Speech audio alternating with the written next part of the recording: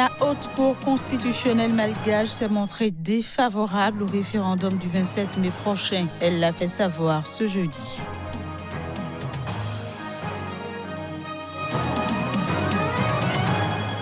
Human Rights Watch dénonce des abus sur des femmes victimes du cyclone Idai au Mozambique, contraintes à des rapports sexuels en échange d'aide humanitaire.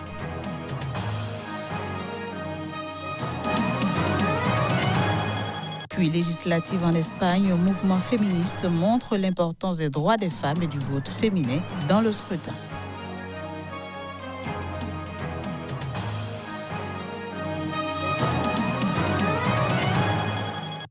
Nouvelle session de l'information sur Sika TV. Bienvenue à toutes et à tous.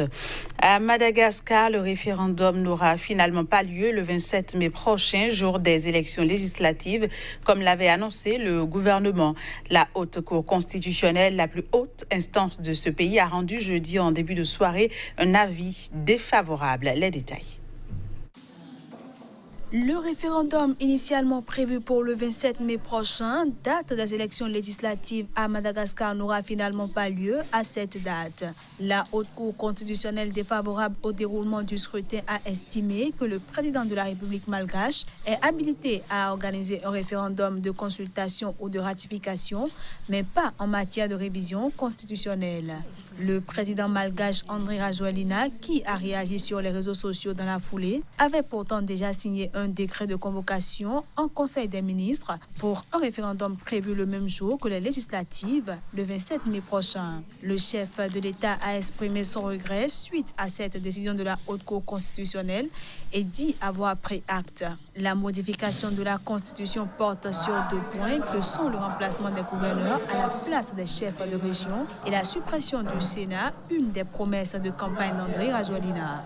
La directrice de la communication du chef de l'État a indiqué sur sa page Facebook qu'il faudra attendre que la nouvelle Assemblée nationale soit élue avant de procéder à une modification de la Constitution. En visite officielle à Abidjan, en Côte d'Ivoire, le président de la Guinée, Alpha Condé, a une nouvelle fois laissé planer le doute sur une modification de la Constitution. Laquelle modification lui permettra de briguer un 3e mandat en 2020. Les précisions. Ancien opposant historique et premier président démocratiquement élu de la Guinée, Alpha Condé, dont le 2e mandat constitutionnel s'achève en 2020, a souvent contesté la pertinence de la limitation du nombre de mandats sur le continent. Mais il n'a jusqu'à présent pas annoncé de modification de la Constitution afin de pouvoir se représenter en 2020, même si plusieurs de ses déclarations récentes ont été interprétées en ce sens. Personne en Guinée ne m'empêchera d'aller devant le peuple pour lui demander ce qu'il veut et faire la volonté du peuple, avait-il dit le 24 mars dernier devant les militants de son parti. En visite officielle à Abidjan, le président de la Guinée, Alpha Condé, a une nouvelle fois laissé planer le doute sur une modification de la Constitution qui lui permettrait de briguer un 3e mandat en 2020. Il y a un débat en Guinée, moi j'observe, ce qui est évident, c'est que le peuple guinéen est un peuple souverain, qu'on ne peut pas empêcher le peuple de s'exprimer s'il le souhaite, a-t-il répondu à la presse qui l'a interrogé sur le sujet. Il a aussi fait valoir qu'il n'avait de compte à rendre qu'au peuple de Guinée et éventuellement au peuple africain, pas à l'extérieur. Je fais ce qui sera la volonté du peuple de Guinée. Pour le moment, je laisse le débat se dérouler dans le pays, a-t-il ajouté.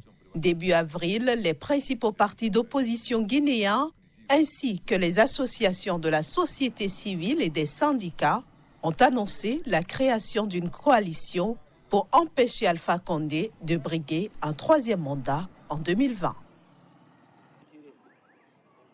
En République démocratique du Congo, la Haute Cour militaire a rejeté ce jeudi à Kinshasa la demande de mise en liberté provisoire sollicitée par l'ancien chef de guerre Germain Katanga. Il est poursuivi, rappelons-le, pour crimes contre l'humanité sur le territoire congolais et par la Cour pénale internationale. Les détails, ce sera dans cet élément. Le tribunal militaire a déclaré non fondées les demandes de mise en liberté provisoire introduites par les prévenus, tout en les déclarant recevables. Les juges ont estimé que les faits pour lesquels ils sont poursuivis sont d'une extrême gravité. Germain Katanga et ses 6 co-accusés ont comparu à l'audience dans ce procès ouvert depuis février 2016. Ils sont poursuivis pour crimes de guerre, crimes contre l'humanité et participation à un mouvement insurrectionnel dans la région de l'Ituri. Surnommé Simba, lion en Swahili, pour sa férocité lorsqu'il était à la tête des forces de résistance patriotique en Ituri, Germain Katanga, promu général de brigade dans l'armée congolaise fin 2004, en échange de la reddition de sa milice, avait été arrêté en 2005 par les autorités congolaises. Livré en 2007 à la Cour pénale internationale, il a été condamné en 2014 à 12 ans de prison pour complicité de crimes de guerre et de crimes contre l'humanité pour l'attaque d'un village en Ituri qui a fait environ 200 morts en 2003. Transféré à Kinshasa en décembre 2015, Germain Katanga devait sortir de prison le 18 janvier 2016. Ce même jour, les autorités congolaises avaient indiqué qu'il ne serait pas libéré et que des poursuites avaient été ouvertes contre lui. Une prochaine audience est prévue dans ce procès pour le 2 mai prochain. Human Rights Watch a dénoncé jeudi des abus sur des femmes au Mozambique. Selon l'ONG, des Mozambicaines victimes du cyclone Idai en mars sont contraintes à des rapports sexuels pour obtenir de l'aide humanitaire. Voici les détails. Human Rights Watch appelle les autorités mozambicaines à enquêter sur des abus sexuels commis sur de nombreuses femmes victimes du cyclone Idai en mars dernier. Selon l'Organisation de défense des droits de l'homme, elles sont contraintes aux rapports sexuels en échange de repas ou encore de couverture.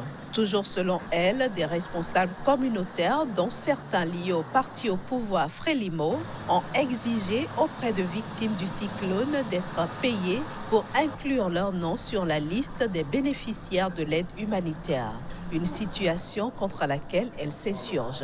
Pour rappel, le passage d'Idai dans le centre du Mozambique a fait plus de 600 morts dans le pays et 1 millier au total dans la région. Il a aussi fait des centaines de milliers de sans-abri dans la zone. Le Mozambique, pays pauvre de l'Afrique australe, a également été frappé jeudi par un autre cyclone, Kenneth, cette fois-ci dans l'extrême nord de son territoire. Le premier bilan fait état d'au moins 1 mort et de nombreux dégâts. Après le passage dans la nuit de mercredi à jeudi du cyclone Kenneth, les Comoriens se sont réveillés sous le choc. Dans le pays, on déplore au moins 3 victimes selon les autorités et surtout de nombreux dégâts matériels. Les autorités comoriennes évaluaient ce jeudi l'ampleur des dégâts provoqués par le passage du cyclone Kenneth qui a arraché des arbres et emporté des habitations en tôle.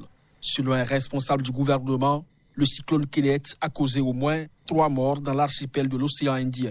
Les vents violents et les fortes pluies ont également créé le chaos dans l'infrastructure du pays. On confirme que là, nous avons enregistré 3 morts, 2 de la Grande Comore, 1 d'origine de l'île d'Anjou. Donc, suite aux blessures pour l'une des victimes, les 2 autres, c'est un arrêt cardiaque. Après, au cours de l'événement. Il y a eu beaucoup de dégâts matériels au niveau de la Grande Comore, au centre, au nord aussi également, mais on peut donner à peu près au centre parce que c'est difficile d'accéder. Il y a beaucoup des arbres qui sont tombés et beaucoup de poteaux électriques et téléphoniques qui sont tombés. Donc pour le moment, on est en train de dégager les voies pour pouvoir circuler, pour faire une première évaluation. J'appelle aux associations, différentes associations qui sont très actives sur le pays en général, de venir en aide. COSEP ne peut pas tout faire. C'est une catastrophe énorme que nous n'avons pas l'habitude d'avoir. Dieu merci, on a échappé le plus dur, mais on a vraiment besoin d'aide. Kenneth va probablement nécessiter une nouvelle opération humanitaire d'ampleur alors qu'on manque cruellement de fonds pour financer l'aide aux victimes d'Idai, a prévenu le Bureau des affaires humanitaires des Nations Unies, OCHA. Et parlant toujours des dégâts occasionnés par la tempête Kenneth aux Comores, nous vous invitons à suivre la réaction de quelques citoyens de l'archipel. On écoute. J'ai 3 enfants. L'un est tout petit, à peine 1 mois et 10 jours. Nous étions là jusqu'à 11h la nuit dernière quand les choses ont dégénéré. Ce sont les voisins qui sont venus nous évacuer.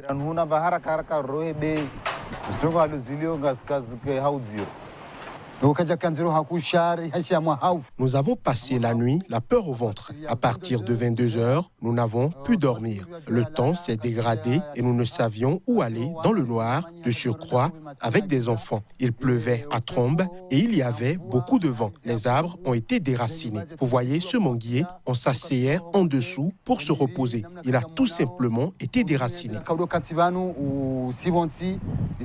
En Afrique du Sud, le bilan des pluies torrentielles et des glissements de terrain qui ont frappé l'est du pays s'est encore alourdi pour atteindre environ 70 morts. Il s'agit là de chiffres annoncés jeudi par les autorités du pays qui estiment que c'est la première fois que le KwaZulu-Natal est confronté à de telles pertes en vies humaines.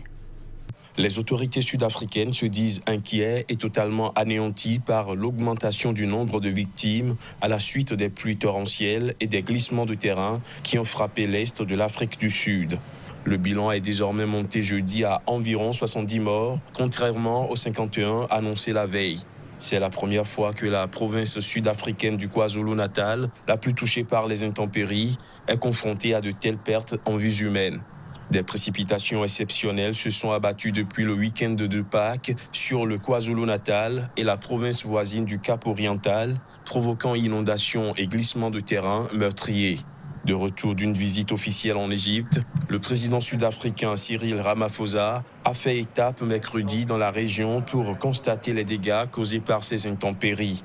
Selon le chef de l'État, ces intempéries ont fait au moins 1 millier de sans-abri.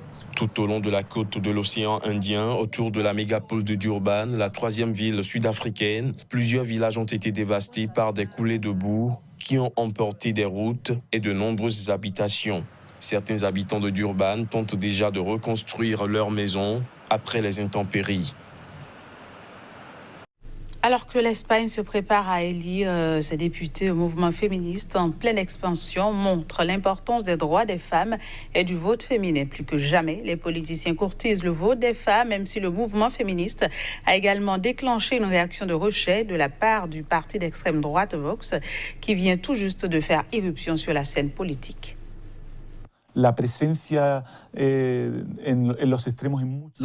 dans les extrêmes est beaucoup plus importante et plus probable, du moins dans les informations dont nous disposons, chez les hommes que chez les femmes. Et c'est la raison pour laquelle le vote des femmes va être encore plus décisif dans ces élections, parce que comme c'est un vote de centre-droite ou de centre-gauche, elles ont tellement plus d'options pour voter et leur indécision sera décisive. Va a ser decisiva la decisión que tomen finalmente. Si en Espagne seulement les femmes votent, Vox sera le dernier parti. Néanmoins, si seulement les hommes votent, Vox pourrait même se battre pour la 2e place contre le Parti populaire, celui qui est actuellement en 2e position. Ce que certains partis disent, comme celui qui vient d'arriver de façon très scandaleuse, nous faisons marche arrière au lieu d'aller de l'avant dans la lutte des femmes, parce que nous sommes en train de perdre tant de choses. C'est pourquoi nous devons nous battre plus que jamais. L'une des politiques les plus controversées qu'il suggère dans ce parti est l'abolition de la loi contre la violence sexiste, qui n'a jamais été remise en question depuis son approbation au Parlement. Alors je pense qu'il est très important de préserver ce qui est assez difficile à obtenir. Fin de ce journal, merci d'avoir suivi. Au revoir et à bientôt.